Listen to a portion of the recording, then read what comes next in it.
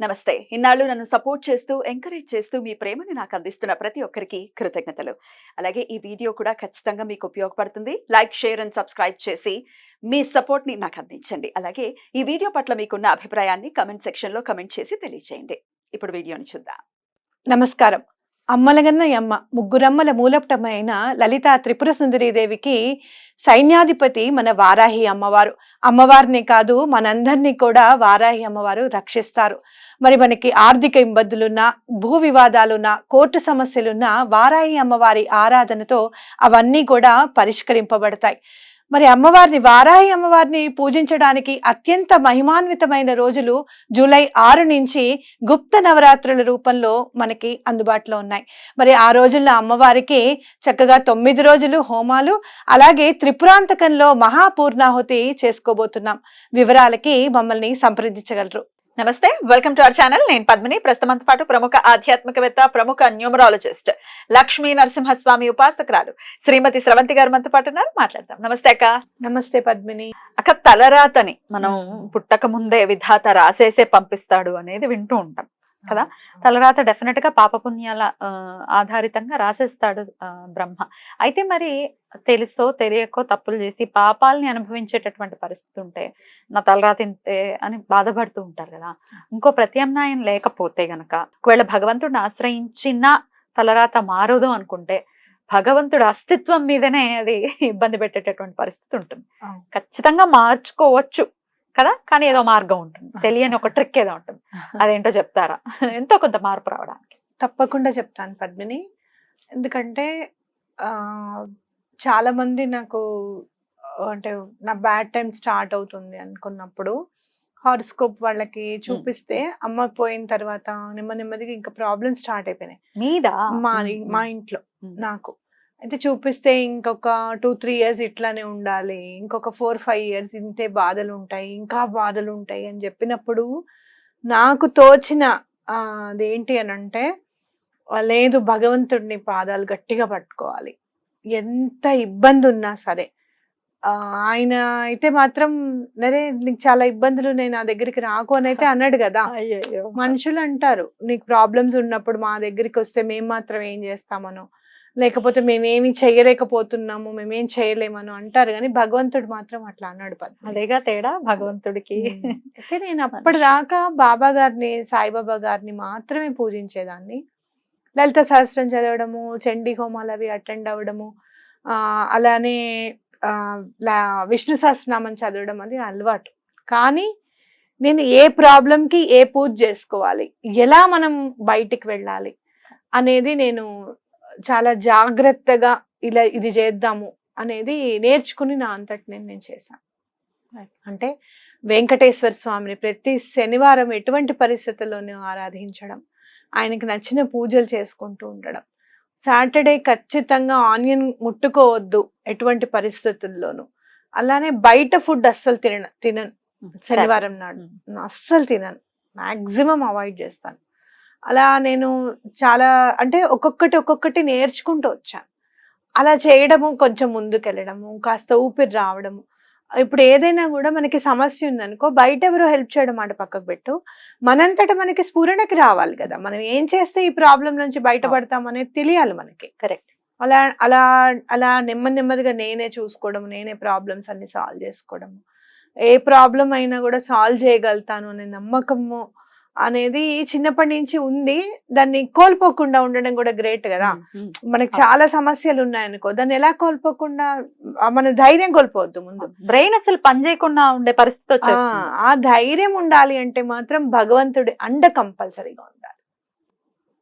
నేను చిన్నప్పుడు చదివినది బాగా గుర్తు అన్నమాట. నేను ఒకసారి ఒక క్లినిక్ వెళ్ళినప్పుడు భగవంతుడితో ఒక అమ్మాయి మాట్లాడుతూ ఉంటుంది, నాకు చాలా కష్టం ఉన్నప్పుడు నువ్వు నన్ను వదిలేసావు, చక్కగా ఉన్నప్పుడేమో 4 పాదముద్రలు ఉన్నాయి, కష్టంలో ఉన్నప్పుడు 2 పాదముద్రలు ఉన్నాయి అంటే అర్థం కాల. నడుచుకుంటూ వెళ్తూ ఉంటారు భగవంతుడును ఆ అమ్మాయి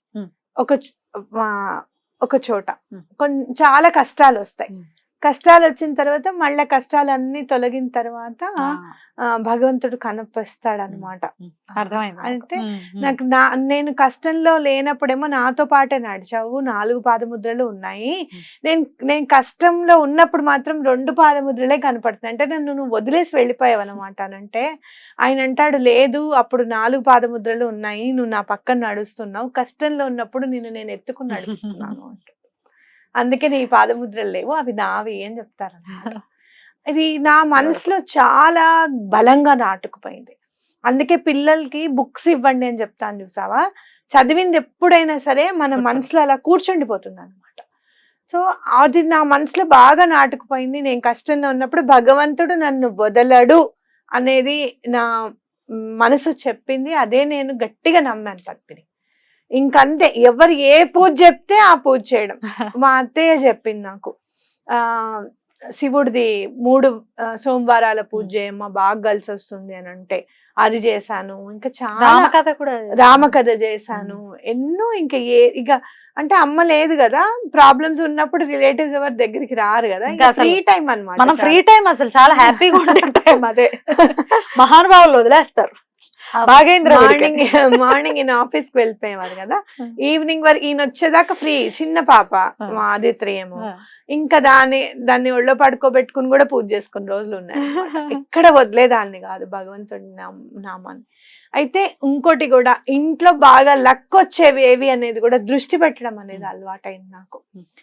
కల్పవృక్షం ఒకటి చిన్నగా వెండిలో దొరుకుతుంది మనకింత, ఆ కల్ప వృక్షం ఒకటి, ఆంజనేయ స్వామి విగ్రహం ఒకటి నా దగ్గర, నా దాంట్లో ఉన్న దాంట్లోనే నేను తీసుకురావడం.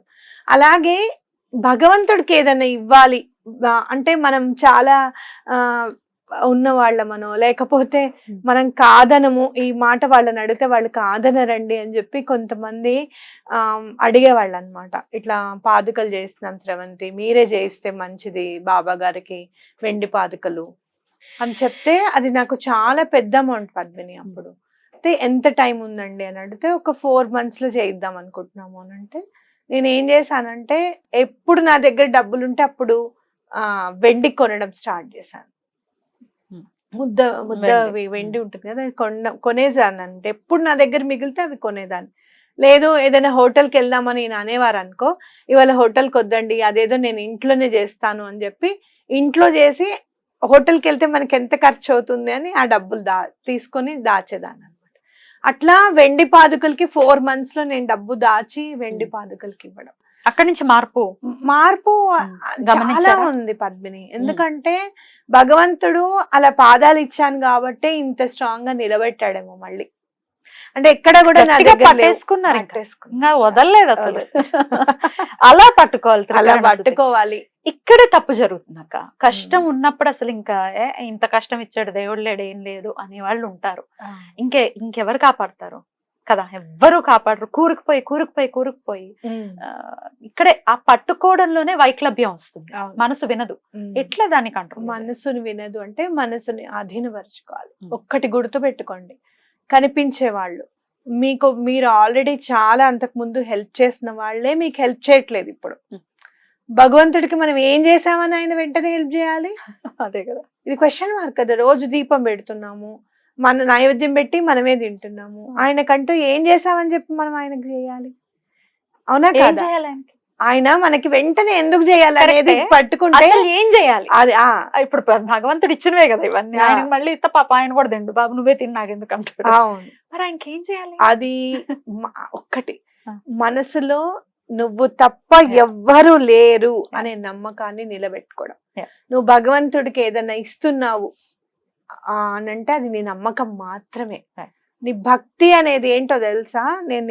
నాకు అర్థమైన నిర్వచనం, నీ ప్రేమ, నీ క్రమశిక్షణ, అలాగే నీ నమ్మకం, పట్టుసడలి నీ నమ్మకం, ఇవన్నీ భక్తి.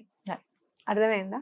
అవన్నీ నువ్వు ఎప్పుడైతే సమర్పిస్తావో, నీ భక్తిని ఎప్పుడైతే సమర్పిస్తావో, ఫలం పత్రం తోయం అని అంటారు చూసావా, పుష్పం తోయం అని అంటారు. చివరికి మంచి నీళ్లు పెట్టినా చాలు భగవంతుడికి, ఇంకేమీ అక్కర్లేదు. అదే ప్రేమతో ప్రేమతో ఇవ్వగలిగేది ప్రేమ మాత్రమే. ప్రేమ మాత్రమే. దీనికి మీరు తలరాతను భగవంతుడు ఎట్లా మారుస్తాడు అని అంటే, జస్ట్ ఆయన కూడా ఇట్లా వెయిట్ చేస్తూ ఉంటాడు అనమాట మంచి టైం. ఇంకోటి దత్తాత్రేయ స్వామిని, శ్రీపాద గురువుల్ని నమ్మారనుకో, శ్రీపాద శ్రీవల్లభుల్ని, శ్రీ గురువుల్ని, దత్తాత్రేయ స్వామిని నమ్మితే ఎలా అంటే, మన ఈ జన్మలో ఏదైనా ప్రాబ్లం ఉన్నా కూడా దాన్ని పక్కకు జరిపేసి తుడిచేసి ఆయన కొత్త తలరాత రాస్తాడు. నా మాటగా నమ్మండి. వల్ల గుద్ది చెప్తున్నారు అంతే. 2002లో వెళ్ళాను నేను గాణగాపురం. ఆయన, నేను ఓపెన్ గా చెప్తాను, ఏం చెప్పినా నీకు తెలుసా ఆ విషయం. ఆయన నాకు చెప్పారు, నన్ను పట్టుకోవే, నీకు ప్రాబ్లమ్స్ వచ్చే ఉన్నాయి, నా మాట విను అని. మనసు ఆయన చెప్పింది అర్థం చేసుకోలేకపోయాను నేను. బుద్ధి కర్మానుసారేనా అంటారు అప్పుడంటే నాకు ఓన్లీ 20 years. ఆ టైంలో నాకేం తెలుస్తుంది, అంత మీకు పెళ్లి కూడా మామూలుగా అవ్వలేదు. మామూలుగా దండం పెట్టుకుంటేనే ఇంట్లో ఎక్కువగా దండం పెట్టుకుంటున్నావు అని తిట్టేవారు నన్ను. ఎందుకులే అని నేను ఆయన చెప్పిన దాని మీద నేను దృష్టి పెట్టలేకపోయాను. కానీ ఆయన వదలలేదు నన్ను, ఆయన వదలలేదు. నేను చాలా అత్యవసరమైన సమయంలో దత్తాత్రేయ స్వామికి ఎలా దండం పెట్టుకోవాలో నా స్ఫురణకి కల్పించి అలా దండం పెట్టించారు స్వామి. గురువుని వదలకండి, మీ నమ్మకాన్ని వదలకండి. ఇంకొకటి చెప్పాలనుకున్నాను నేను. చెప్పండి. మీరు ఏం చేయాలి అని అంటే, సూర్యుడికి అర్ఘ్యం ఇవ్వడం ప్రతిరోజు చాలా ఇంపార్టెంట్. మీ తలరాతను మార్చాలి అంటే లాల్ కితాబ్ రెమెడీస్ ఇవన్నీ కూడా ఒక దగ్గరికి చేసి మీకు చెప్తున్నా. సూర్యుడికి అర్ఘ్యం ఇవ్వడం చాలా ఇంపార్టెంట్. చీమలకి చక్కెర వేయడం ఒకటి. ఇంకోటి మనం చేసే మిస్టేక్స్ లో ఇంకోటి ఏంటంటే, ముగ్గు వేసేటప్పుడు మనం ముగ్గు పిండి ఉంటుంది కదా, రాయి నుంచి వచ్చింది, రాయి ముగ్గు వాడుతున్నాం. అది కాదు, మనం బియ్య పిండి వాడాలి. సరే వేయడానికి రాదమ్మా బియ్య పిండి అంటే, కొంచెం ముగ్గులో కాస్త బియ్య పిండి కలపండి, తప్పులేదు. ఆ బియ్య పిండి బియ్య పిండితో ముగ్గు వేయండి. ఇంకోటి ఏంటంటే, శ్రీ సూక్తం చదవడం ఖచ్చితంగా. ఇంట్లో శ్రీ సూక్తం అనేది ఖచ్చితంగా చదవాలి పద్మిని. చాలా డిఫరెన్స్ వస్తుంది అన్నమాట. శ్రీ సూక్తం ఒకటి. అట్లాగే శనివారం నాడు 100 రూపాయల చెప్పులు చాలా దొరుకుతున్నాయి ఇప్పుడు, స్లిప్పర్స్.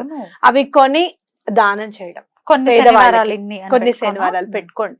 ఒక్కటే జత కొనండి 100 రూపాయలతో, చక్కగా సంవత్సరం పొడుగుతా ఇవ్వండి. ఒక్కళ్ళకే ఇవ్వండి పోని, అలా ఇవ్వండి. నెమ్మదిగా అన్ని ప్రాబ్లమ్స్ సాల్వ్ అయిపోతూ ఉంటాయి. బ్యూటిఫుల్ అక్క. అలా సాల్వ్ అవ్వాలి, మా తలరాత ఇంతే అని బాధపడకుండా ఉండాలి మన వాళ్ళందరూ అని ఈ ప్రశ్న అడగడం జరిగింది. మీకు ఒకవేళ గనక శనివారం నాడు ఆ 100 రూపాయలు ఇవ్వడానికి కూడా ఇబ్బంది ఉంటుంది ఒక్కొక్కసారి. పిల్లలకి కూరలు అవి వస్తాయి కదండి అన్న ఇబ్బంది కూడా ఉంటుంది.